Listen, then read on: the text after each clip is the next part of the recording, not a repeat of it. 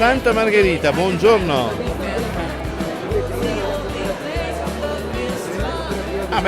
Siamo qui col presidente emerito.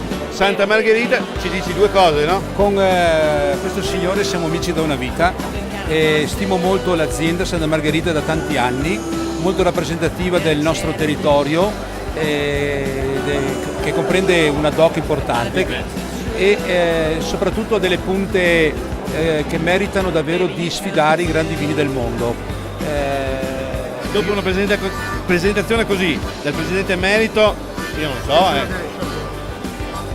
cosa in particolare, cosa possiamo in qualche modo tra le proposte che loro hanno portato? Chiediamo direttamente. Oggi siamo qui presenti con una bollicina di montagna, Alto Adige, Kettmayer, un 24 mesi sui lieviti, rosato, fino nero, con qualcosa di Chardonnay, millesimato. Poi siamo col Pinot Grigio DOC Alto Adige, fatto sempre in Kettmayer, ma marchio Santa Margherita, la casa madre.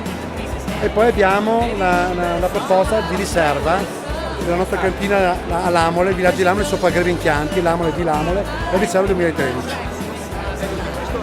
Lamole, ogni tanto noi ci divertiamo a fare delle verticali veramente interessanti, perché senti come con il passare del tempo si evolve un mondo di speziatura veramente straordinario, su un floreale rosso. Poi a me piace questo banco perché ha un sommelier al suo fianco dell'ice. Beh, certo, noi oggi è una giornata davvero che possiamo dire qui dentro, sì, siamo protagonisti oggi. Perfetto.